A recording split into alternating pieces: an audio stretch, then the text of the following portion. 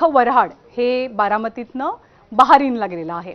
आज मेहंदीचा कार्यक्रम आहे। या संपूर्ण कार्यक्रमाची आणि लग्न सोहळ्याची पत्रिका ही एबीपी माझाच्या हाती लागली आहे। पण पवार कुटुंबातल्या अतिशय महत्त्वाच्या लग्नासाठी पवार कुटुंबातल्या काही ज्येष्ठ व्यक्ती अनुपस्थित असणार आहेत। आज मेहंदीचा कार्यक्रम रंगणार असून उद्या हळदीचा कार्यक्रम आहे। 6 तारखेला संगीत सोहळा तर 7 डिसेंबरला स्वागत समारंभ असेल। पण जय पवार यांचे आजोबा शरद पवार, आजी प्रतिभा पवार, आत्या सुप्रिया सुळे हे लग्नाला जाणार नसल्याची माहिती आहे। दिल्लीतल्या संसदेचं कामकाज सुरू असल्यामुळे सुप्रिया सुळे लग्नाला उपस्थित नसतील। तर अजित पवारांचे सख्खे लहान भाऊ श्रीनिवास पवार सुद्धा बहारीनला लग्नाला जाणार नसल्याचं कळतंय। श्रीनिवास पवार यांची मुलगी मिथिला विरवानी हिच्या दीराचं लग्न असल्यानं श्रीनिवास पवार सपत्नीक बंगळुरूला जातील। या लग्न समारंभासाठी पवार आणि पाटील या दोन्ही कुटुंबियांकडनं केवळ 400 पाहुणे निमंत्रित आहेत।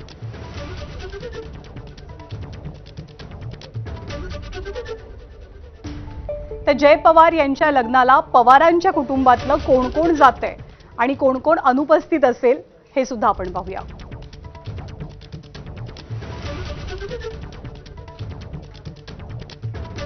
या लग्नाची चर्चा तर बरीच आहे। कोण कोण या लग्नाला उपस्थित आहे? सुप्रिया सुळे यांची मुलगी रेवती, मुलगा विजय, रोहित पवार, युगेंद्र पवार या लग्नाला हजर असतील।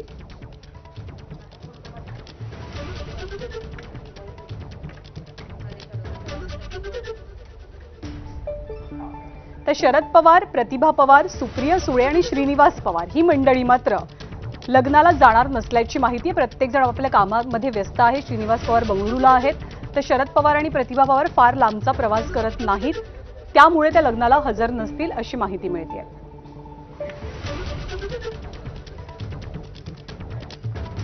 विधानसभेची जेव्हा निवडणूक झालेली होती तेव्हा विधानसभेच्या निवडणुकीमध्ये अजितदादांची सगळी पीआर स्ट्रॅटेजी आणि त्याचबरोबर अजितदादांनी घातलेले गुलाबी जॅकेट्स याची कमालीची चर्चा झालेली होती।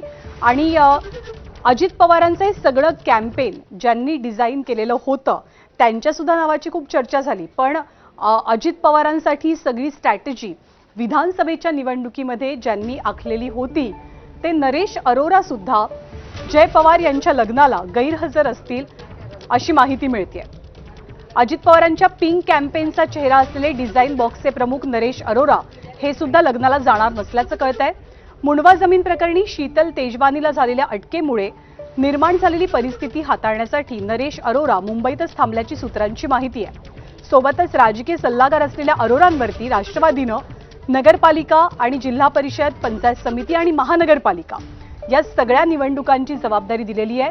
ही जबाबदारी मोठी आहे आणि त्यामुळे इथली सगळी ग्राउंड लेवलची परिस्थिती हाताळण्यासाठी नरेश अरोरा हे सुद्धा कामाला अधिक प्राधान्य देतात। ते सुद्धा जय पवार यांच्या लग्नाला अनुपस्थित असतील असं कळतंय।